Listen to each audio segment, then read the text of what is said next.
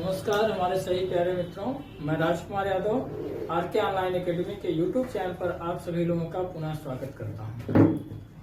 हम लोग हिंदी की कक्षाओं में पिछले सेशन में हम लोगों ने पढ़ा था कि हिंदी शब्द की उत्पत्ति को लेकर के कि हिंदी शब्द की उत्पत्ति कहां से हुआ, किस प्रकार से हुआ, हिंदी शब्द को लाने के पीछे क्या क्या रीजन रहा, कैसे आई। पिछले वीडियो में हमने सारी चर्चाएं आपसे कर दिया था। आइए आज हम लोग इसके आगे की क्लास को संचालित करते हैं। साथ ही जो लोग अगर चैनल को सब्सक्राइब ना किए हों, चैनल को सब्सक्राइब कर लें ताकि जो भी नोटिफिकेशन यहाँ से हो वो सभी नोटिफिकेशन आपके पास तुरंत पहुँच जाए और आप इस वीडियो का आराम से लाभ उठा सकें। आइए शुरू करते हैं। हमने पिछले सेशन में आपको बताया था कि हिंदी शब्द की जो उत्पत्ति है, अगर हम लोग भाषा शब्द की बात करेंगे तो भाषा शब्द जो था वो संस्कृत भाषा से उत्पन्न हुआ है ना। भाषा शब्द में अप्रत्यय, भाष धातु में अप्रत्यय लग करके भाषा बना है, जिसका शाब्दिक अर्थ अगर देखा जाए तो भाष शब्द का शाब्दिक अर्थ होता है कहना। और यहीं से जब हमारे भारत में सिंध के लोग आए, जब हमारे भारत में यूनान के लोग आए, जब हमारे भारत में ईरान के लोग आए, तो उन लोगों ने आकर के यहाँ पर क्या किया, यहाँ पर आकर के ईरानियों ने अपनी भाषा देना शुरू किया। तो ईरानियों ने क्या किया कि वह सा को सा कहा करते थे, क्योंकि हमारे भारत के लोग, मैंने पिछले वीडियो में विस्तार से चर्चा किया है कि हमारे भारत के लोग सर्वाधिक जो है सिंधु नदी के किनारे निवास करते थे, और ये लोग क्या करते थे, उनको चिढ़ाने के लिए सिंधु सिंधु शब्द का प्रयोग किया करते थे। तो सिंधु कहते थे, लेकिन ये सिंधु को कह नहीं पाते थे। कहते थे सा, निकलता था धा, और कहते थे धा, निकलता था दा, अर्थात कहा करते थे सिंधु, निकलता था हिंदू। और इसी प्रकार से धीरे धीरे हिंदू शब्द का विस्तृत रूप होता गया, और यही हिंदू शब्द विकराल रूप लेते लेते आगे चल करके भाषा के रूप में भी विकसित हुआ। क्योंकि यदि हम हिंदुस्तान में रहते हैं तो हमारी भी एक भाषा होनी चाहिए, और आगे चल करके भाषा को संवैधानिक रूप भी प्रदान किया गया। हालांकि हिंदी भाषा एक राष्ट्रभाषा बनने से अभी भी वंचित है, लेकिन फिर भी यह भारत की एक भाषा के रूप में अवश्य ही विकसित हुई। तो इस प्रकार से धीरे धीरे हिंदी शब्द की उत्पत्ति हुई, जिसको हमने पिछले क्लास में आपको बहुत ही अच्छे तरीके से, बेहतरीन तरीके से बताया था। आइए हम लोग आगे की बातें शुरू करते हैं कि हिंदी शब्द में जो हम लोग संस्कृत भाषा की बात करते हैं, कि हम लोग सामान्य रूप से मानते हैं कि संस्कृत भाषा धीरे धीरे परिवर्तित हुई, और परिवर्तित होकर के यहीं से अन्य भाषाओं ने जन्म ले लिया। तो वैसे अगर वास्तविकता में देखा जाए तो भारत की अगर सबसे प्राचीन भाषा की हम लोग बात करें कि भारत की सबसे प्राचीन भाषा कौन सी है, तो सबसे प्राचीन भाषा हिंदी नहीं है बल्कि संस्कृत है। और संस्कृत को जो है आर्य भाषा के नाम से, संस्कृत को देववाड़ी के नाम से, संस्कृत को आदि जननी के नाम से भी जाना जाता है। तो आइए हम लोग यहाँ से इसकी चर्चा करते हैं, और साथ ही साथ आप लोग नोट्स भी बनाते रहें। तो देखेंगे संस्कृत शब्द जो है, यह संस्कृत भाषा की सबसे पहले उत्पत्ति होती है, यह हमारे भारतवर्ष में। अर्थात हम कह सकते हैं कि भारतवर्ष की सबसे प्राचीन भाषा कौन सी है, तो वह संस्कृत भाषा है। और संस्कृत भाषा को देखिए अन्य नामों से भी जाना जाता है, जैसे इसे आर्य भाषा के नाम से जानते हैं। दूसरी बात याद रखेंगे, इसी को आदि जननी के भाषा के नाम से जानते हैं। और इसे किस नाम से जानते हैं, तो इसे देववाड़ी के नाम से भी जाना जाता है। इसे देववाड़ी के नाम से जानते हैं। हमारे भारतवर्ष से पहले और भारतवर्ष के साथ में एक ग्रंथ और लिखा गया था, अवेस्ता ग्रंथ लिखा गया था। अगर विश्व की पूरे प्राचीनतम भाषा की बात करें तो संस्कृत है, और उसी संस्कृत के समय में ही ऐसा माना जाता है कि मानव की उत्पत्ति भी हुई थी। और मानव की उत्पत्ति के समय सबसे पहला ग्रंथ जो लिखा गया था वह ऋग्वेद लिखा गया था, और ऋग्वेद का जो समय काल माना जाता है वह लगभग 1500 ईसा पूर्व माना जाता है। इसी आधार पर हम लोग यह बात कह सकते हैं कि हमारे भारत की सबसे प्राचीन भाषा जो है संस्कृत है, और इसका उदय जो हुआ वह लगभग आज से 1500 वर्षों पूर्व हुआ।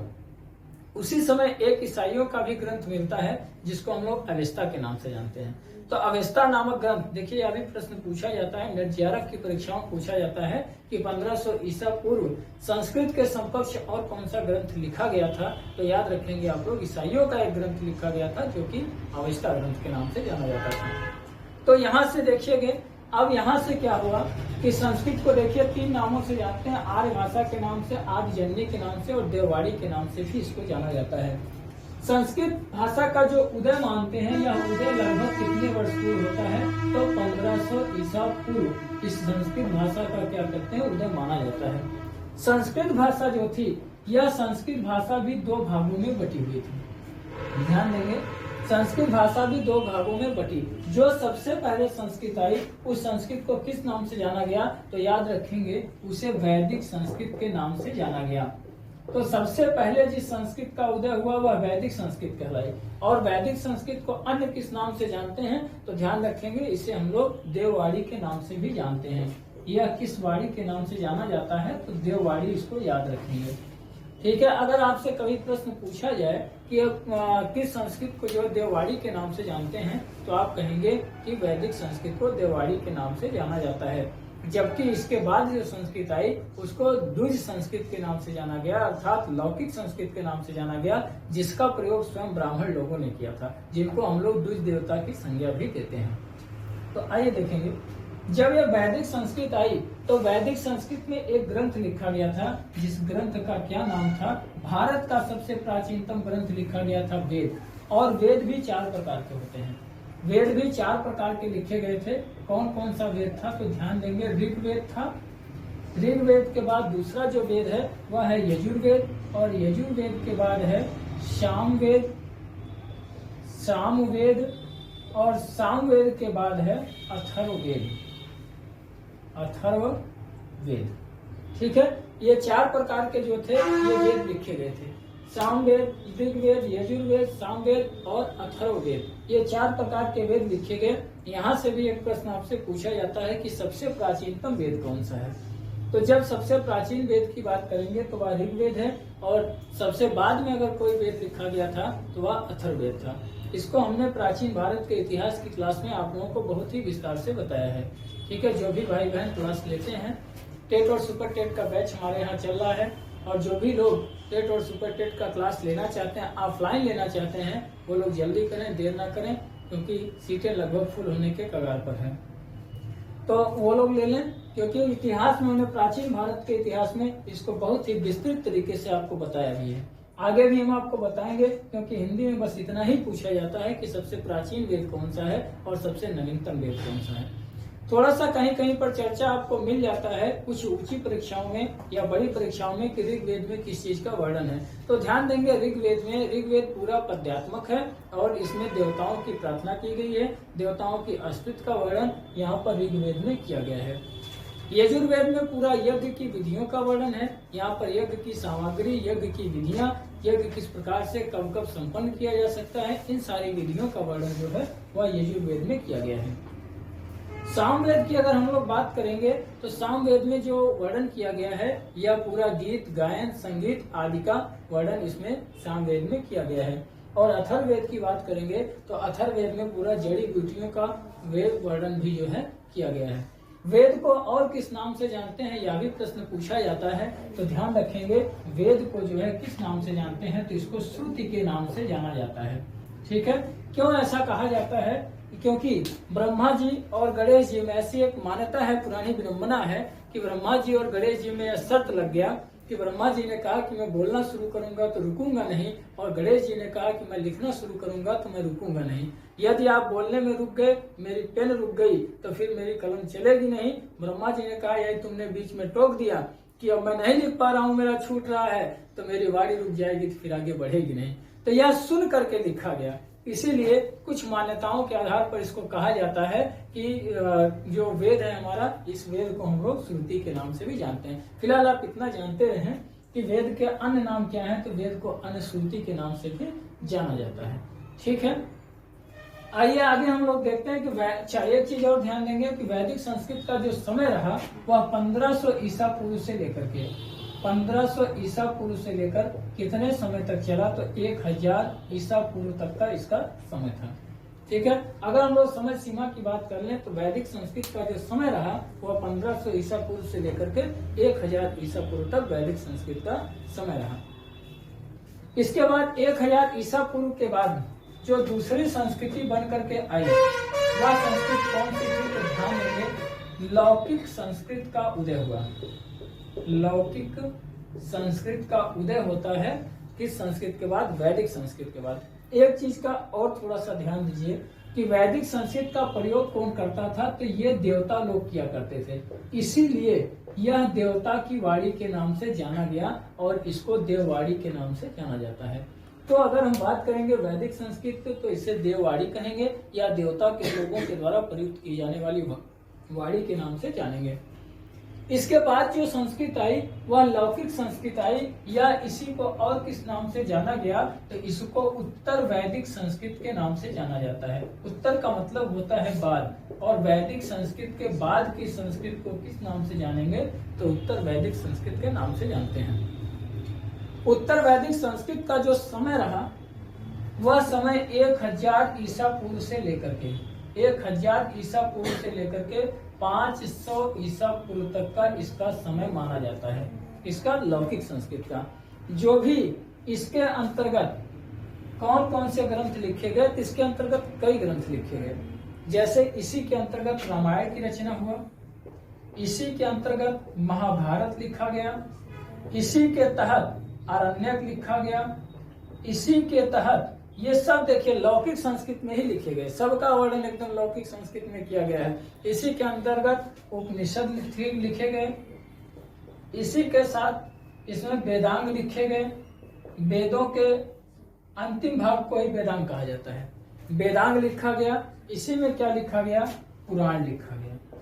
ठीक है, इस तरह से जितने भी संस्कृत में ग्रंथ लिखे गए आप यूं जान लीजिए एक लाइन में कि जितने भी केवल वेद को छोड़ करके देववाड़ी को छोड़ करके वेद को छोड़ करके जितने भी ग्रंथ लिखे गए सभी के सभी ग्रंथ आप किसको बताएंगे लौकिक संस्कृत को बताएंगे। अगर आपसे प्रश्न पूछ लिया जाए कि लौकिक संस्कृति का प्रयोग कौन लोग किया करते थे तो आप कहेंगे कि इसके किसका प्रयोग सर जी द्विज देवता करते थे। द्विज देवता का तात्पर्य इस पृथ्वी पर अगर देवता के बाद किसी का देवता के स्थान पर नंबर है या देवता के बाद कोई दूसरा देवता के स्थान को प्राप्त करता है तो वह ब्राह्मण माना जाता है। अर्थात ब्राह्मण लोगों को इस संसार का द्विज देवता माना जाता है, अर्थात देवता के बाद दूसरे देवता। क्यों? क्योंकि ये लोग संस्कृत वाणी का प्रयोग किया करते थे और इसीलिए इनको द्विज देवता के नाम से स्वीकार किया गया, इन्हें द्विज देवता कहा गया। आप लोग इसको नोट कर लें, स्क्रीनशॉट लें, फिर इसके बाद हम आगे बढ़ते हैं। यदि समझ में आ रहा है तो आप लोग एक बार कमेंट जरूर कीजिएगा, हाँ सर हम लोग समझ पा रहे हैं, या कहीं कोई समस्या उत्पन्न हो रही है तो आप लोग उसको कमेंट बॉक्स में जरूर लिखें। आइए फिर इसके बाद आगे की हम लोग बात करते हैं। तो यहाँ तक मैं समझ रहा हूँ कि आपको स्पष्ट हो चुका होगा कि संस्कृत का उदय 1500 ईसा पूर्व के आसपास माना जाता है। उसी समय एक ग्रंथ और लिखा गया था, अवेस्ता नामक ग्रंथ। यह किसका था? यह ईसाइयों का ग्रंथ था। संस्कृत को आर्य भाषा, आर्यजन्य और देववाड़ी के नाम से जाना जाता है। वैदिक संस्कृत का जो समय है वो 1500 ईसा पूर्व से लेकर के 1000 ईसा पूर्व तक था। इस समय इसको देववाड़ी कहा जाता है। इसमें ग्रंथ में इसमें एक ग्रंथ लिखा गया वेद। वेद को श्रुति के नाम से भी जाना जाता है। 4 प्रकार के वेद लिखे गए थे, ऋग्वेद, यजुर्वेद, सामवेद और अथर्ववेद। इस संस्कृत के बाद जो संस्कृत आई वह लौकिक संस्कृत के नाम से जानी गई। इसी को जो है उत्तर वैदिक संस्कृत कहा गया। 1000 ईसा पूर्व से लेकर के 500 ईसा पूर्व तक इसका समय रहा और इसके अंतर्गत कई चीजें लिखी गई। रामायण लिखा गया। रामायण में जो है देखिए 7 कांड है। महाभारत की बात करेंगे तो इसमें 14 पर्व है। इसी तरह से अरण्यक जो लिखा गया, फिर उपनिषद लिखा गया। उपनिषदों की संख्या जो है 108 है। वेदांत की बात करेंगे तो वेदांगों की संख्या जो है 6 है और पुराण की बात करेंगे तो पुराण जो लिखे गए इनकी संख्या जो है 18 है। और इसके बाद एक और लिखा गया था उपवेद, और उपवेद की बात करेंगे, वेद के अंतिम भाग को उपवेद कहते हैं। उपवेद की संख्या कितनी थी? 4 थी। ठीक है, यह भी पूछ लेता है रामायण में कितने कांड हैं तो आप याद रखिएगा 7 कांड हैं। ठीक है, और महाभारत में कितने पर्व हैं तो 14 पर्व। पर्व का मतलब होता है पाठ। 14 पर्व इसमें है। और उपनिषद की अगर हम बात करेंगे कि उपनिषद की कितनी कुल संख्या है तो याद रखिएगा 108 है। वेदांत की अगर हम बात करेंगे कुल कितने वेदांग हैं तो इसकी संख्या 6 है। पुराण की बात करेंगे तो कुल कितने पुराण हैं? पुराणों की संख्या जो है वो 18 है। ठीक है, आइए आगे की तरफ हम लोग बढ़ते हैं और आगे इसके आगे देखते हैं कि क्या क्या और चीजें हमको देखने को मिलती हैं। आइए, आशा है कि आप लोगों को समझ में आ रहा होगा, और समझ में आ रहा है तो आप लोग यदि ठीक लग रहा हो, अच्छा लग रहा हो आप लोगों को तो इसको शेयर भी अवश्य कर दें वीडियो को, अन्य लोगों तक भी शेयर करें। और फिर अच्छा लगेगा क्यों नहीं। आप लोगों को मैं वो चीजें दे रहा हूँ जो चीजें शायद आप ढेर सारी किताबों से संग्रह करेंगे तब जाकर मिलेगा। अभी तो शुरुआत है, अंत तक पहुंचने दीजिए। आप लोग वास्तव में याद करेंगे कि अब हमने वास्तव में हिंदी को पढ़ा है। जो लोग मेरे भाई बहन यहाँ पर हमारी कोचिंग पर रहते हैं, पढ़ते हैं, उनको शायद बहुत अच्छी तरीके से इस बात का ज्ञान है कि जो चीजें हम लोग यहाँ से प्राप्त कर लेते हैं शायद बहुत दूर दराज तक बहुत अध्ययन करने के बाद हमको प्राप्त होगा। और वास्तविकता भी यही है। आपको मैं वास्तव में वह चीजें दूंगा कि जो आप कंपटीशन में बैठने के बाद तब आकर के कहेंगे कि हाँ सर जी, आपने टेट और सीटेट और सुपर टेट के लिए जो चीजें दिया है, वास्तव में हम लोग जब परीक्षा में बैठे तो एकदम सीधा सीधा वही क्वेश्चन हमको दिखलाई पड़ गया। बस ईश्वर की कृपा बनी रहे तो आप लोग अवश्य ही एकदम सेम टू सेम क्वेश्चन, मेरी गारंटी है इस बात की, एकदम सेम टू सेम क्वेश्चन उत्तर सहित फंसे हैं। और आगे भी ईश्वर ने चाहा, माँ सरस्वती की कृपा रही तो आपका जरूर उसी तरह से पूरा क्वेश्चन फंसेगा। आइए हम लोग आगे की बात कर लेते हैं।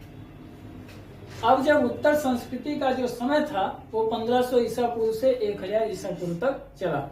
अब उत्तर संस्कृत से ही, क्योंकि उत्तर संस्कृत से एक भाषा ने जन्म लिया और वह पहली भाषा थी भारत की जिसको किस नाम से जाना गया, तो ध्यान में रखेंगे पाली भाषा।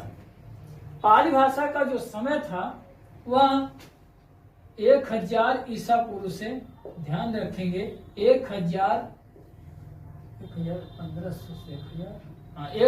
ईसा पूर्व से कितने समय तक था, तो 500 ईसा पूर्व तक का इसका क्या था, समय था। ठीक है, ध्यान रखेंगे। नहीं सॉरी, 500 ईसा पूर्व से प्रथम शताब्दी तक का, ध्यान दीजिएगा, प्रथम शताब्दी।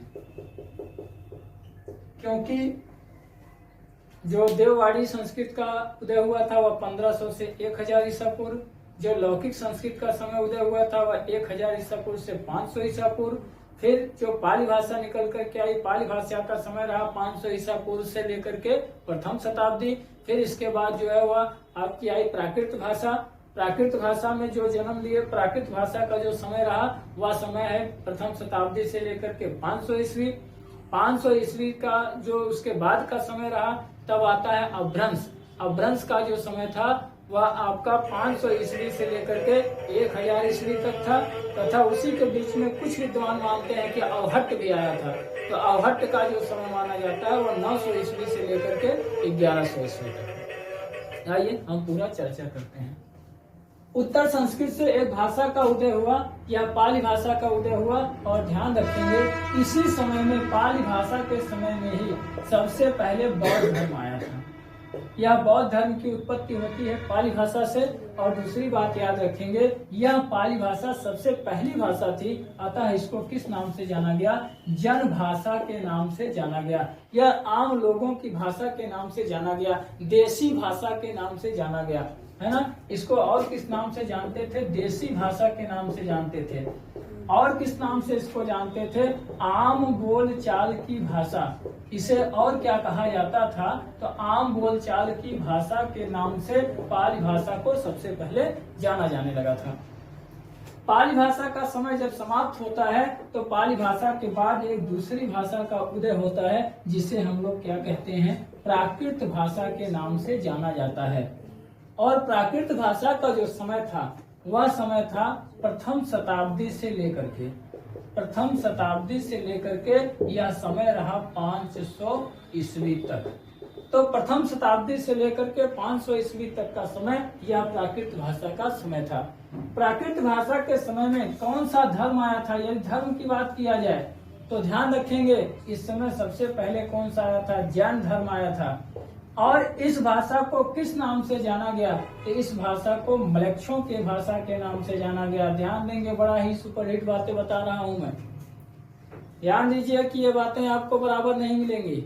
यह म्लेच्छों की भाषा किसको कहा जाता है, तो ध्यान रखिएगा, म्लेच्छों की भाषा प्राकृत भाषा को जाना जाता है। दूसरी बात ध्यान देंगे कि इसमें लोगों ने अपना प्रचार प्रसार किया, या शिक्षित एवं अशिक्षित सभी लोगों ने इस भाषा को प्रयोग किया था। इसीलिए इसको जो है कहा जाता है, शिक्षित लोगों की भाषा कहा जाता है। अशिक्षित लोगों ने भी प्रयोग किया था, इसीलिए इसे शिक्षित एवं अशिक्षित दोनों लोगों की भाषा के नाम से जाना जाता है। तो इस प्रकार से उत्तर संस्कृत के बाद पाली भाषा का समय 500 से प्रथम शताब्दी, प्राकृत भाषा का समय प्रथम शताब्दी से लेकर के 500 ईस्वी तक का इसका समय निर्धारित किया गया था। नोट करें तो फिर इसके आगे हम बढ़ते हैं। आइए नेक्स्ट आगे चलते हैं। प्राकृत भाषा के बाद क्या आई? यही प्राकृत भाषा का रूप बिगड़ गया। जब प्राकृत भाषा का रूप बिगड़ गया तो इसी को अपभ्रंश भाषा के नाम से जाना जाने लगा। आइए आगे की बात करते हैं हम लोग।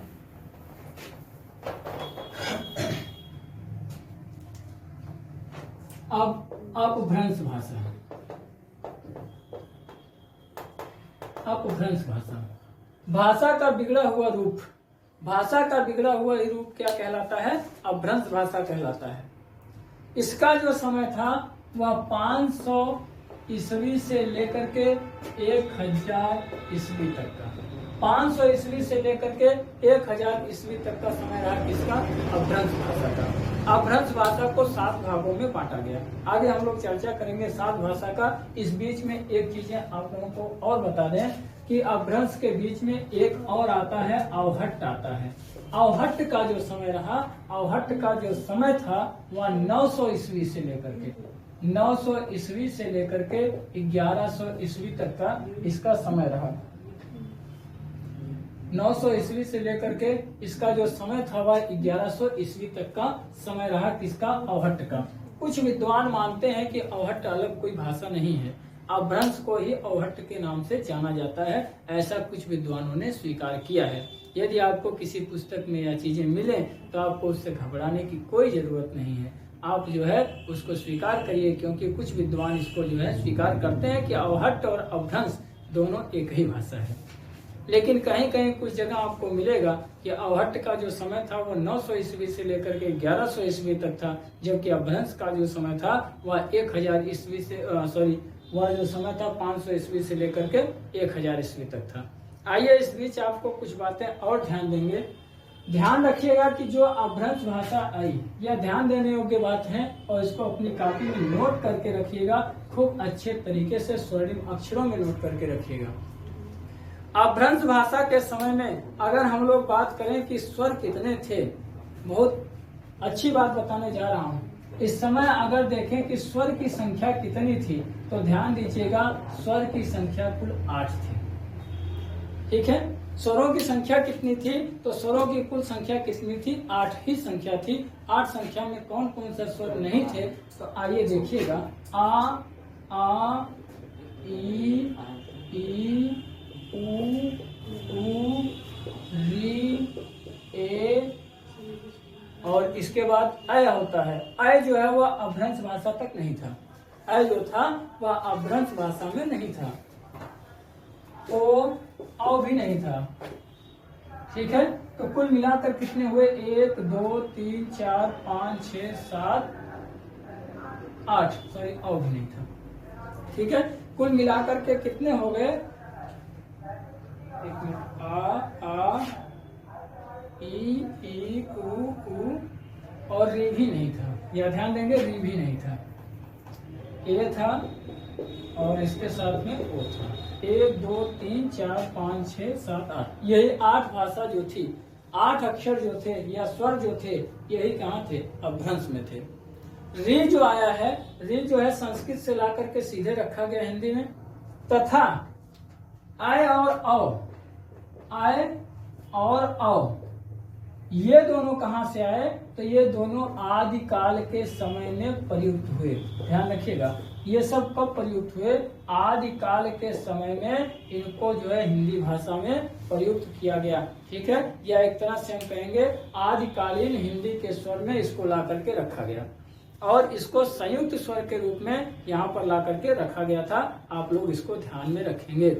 और क्या चीज नहीं था इसमें? तो इसमें अपभ्रंश में ध्यान रखिएगा, अपभ्रंश में डा और ढा व्यंजन नहीं था। डा और ढा व्यंजन का प्रयोग अपभ्रंश में नहीं था। व्यंजन का प्रयोग अपभ्रंश में नहीं किया गया था। अपभ्रंश में नहीं किया गया था। यह सब कहाँ हुआ है? यह सब प्रयोग आकर के आदिकालीन कवियों के द्वारा, आदिकालीन लेखकों के द्वारा आदिकाल के समय में डा और ढा व्यंजन का प्रयोग किया गया है। ठीक है, आशा करता हूं कि आप लोगों को स्पष्ट रूप से समझ में आ रहा होगा। तो स्वरों की संख्या, जब आपसे प्रश्न पूछ लिया जाए नेट और जेआरएफ की परीक्षा में, टीजीटी पीएचडी की परीक्षा में कि स्वर की कुल संख्या कितनी थी अपभ्रंश के समय में, तो आप बताएंगे उस समय स्वरों की संख्या 8 थी। किसका किसका प्रयोग नहीं हुआ था? अ और औ का प्रयोग नहीं था, री का प्रयोग इस समय नहीं हुआ था। इन सब का प्रयोग कब जाकर के हुआ है? आदिकाल के समय में हुआ। डा और ढा व्यंजन का प्रयोग अपभ्रंश में नहीं था, तो डा और ढा का प्रयोग कब से हुआ है? आप स्पष्ट रूप से कहेंगे कि डा और ढा का प्रयोग या आदिकाल के समय में, आदिकालीन समय में डा ढा और ए और औ का प्रयोग किया गया है। ठीक है, आइए आगे हम लोग बढ़ते हैं, कुछ आगे बात करते हैं इसके लिए। आप लोग नोट्स को करते रहें। आइए आगे देखते हैं।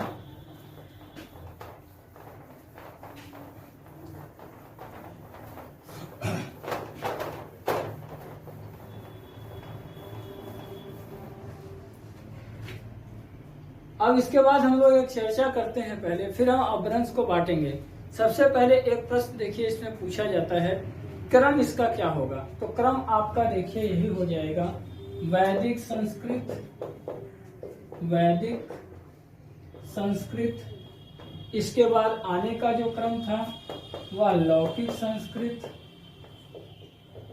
लौकिक संस्कृत के बाद जो आने का समय है वह आपकी पाली भाषा का उदय हुआ, पाली भाषा का उदय हुआ।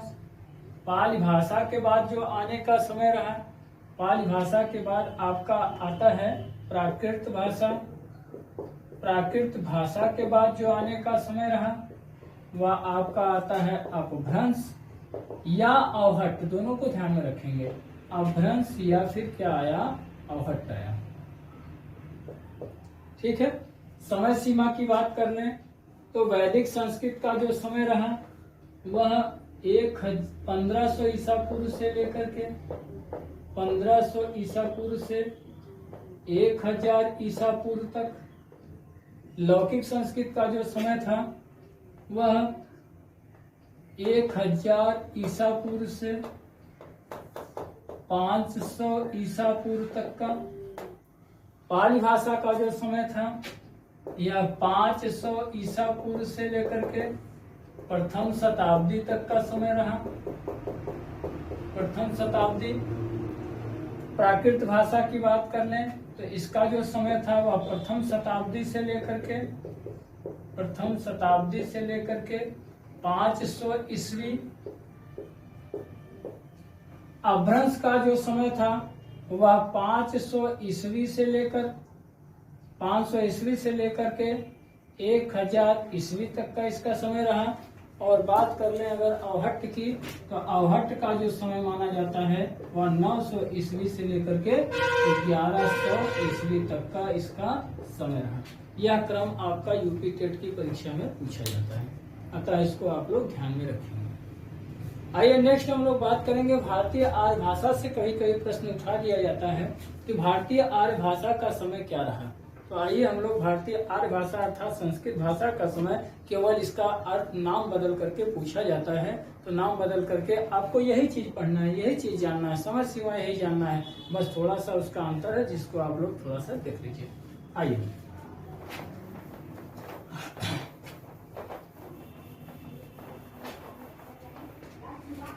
अगर बात करें आपसे हम भारतीय आर्य भाषा की, भारतीय आर्य भाषा इस तरह से लिख करके आता है तो हम लोग सोच में पड़ जाते हैं कि भारतीय आर्य भाषा का जो समय था वह क्या था। तो देखिए 3 काल में यह आर्य भाषा बटी है। अगर हम लोग प्राचीन आर्य भाषा का बात करेंगे, प्राचीन भारतीय आर्य भाषा काल, भारतीय प्राचीन भारतीय आर्य भाषा काल, तो इसके अगर हम समय सीमा की बात करें, इसका जो समय सीमा है वह 1500 ईसा पूर्व से लेकर के 500 ईसा पूर्व तक रहा। ईसा पूर्व से लेकर के 500 ईसा पूर्व तक का जो समय है वह किसका है? प्राचीन भारतीय आर्य भाषा का काल रहा। फिर इसके बाद देखिए हम लोग मध्यकालीन में देखते हैं। मध्यकालीन भारतीय आर्य भाषा काल। आर्य भाषा काल, यदि हम लोग प्राचीन मध्यकालीन की बात करेंगे तो यह जो समय था वो 500 ईसा पूर्व से लेकर के 500 ईसा पूर्व से इसका समय जो था वह 1000 ईस्वी तक का था। ठीक है। और अगर हम लोग आधुनिक की बात करें, आधुनिक भारतीय आर्य भाषा काल। आर्य भाषा काल, अगर यहाँ की हम लोग बात करें, इसका जो समय रहा वह 1000 ईस्वी से लेकर 1000 ईस्वी से लेकर के अब तक जो अभी का आपका समय चल रहा है। यह इस तरह से जो है धीरे धीरे हिंदी भाषा क्या होती गई, गमन करती गई। ठीक है, आशा करते हैं कि आप लोग अच्छे से समझ पा रहे होंगे। अब इसके बाद हम लोग अगले दिन मिलते हैं फिर नए सेशन के साथ, जिसमें हम आपको जो है शुरू करेंगे पूरा अपभ्रंश के प्रकार। अपभ्रंश जो है कितने भागों में बांटा गया, कैसे बांटा गया, 7 भागों में अपभ्रंश को पूरा बांटा गया और बांट करके किस भाषा से कौन सी बोली निकली, कौन सी बोली का नामकरण किसने किया, भोजपुरी का नामकरण किसने किया, खड़ी बोली का नामकरण किसने किया। जैसे राहुल सांस्कृत्यायन ने खड़ी बोली का नाम दिया, कौरवी बोली है ना, या कौरवी बोली के नाम से इसको पुकारा। तो इन सारी बातों की चर्चा हम लोग नेक्स्ट में आपसे करेंगे। और आप लोग देखिएगा, बढ़िया से पढ़िए, मस्त रहिए, स्वस्थ रहिए। धन्यवाद।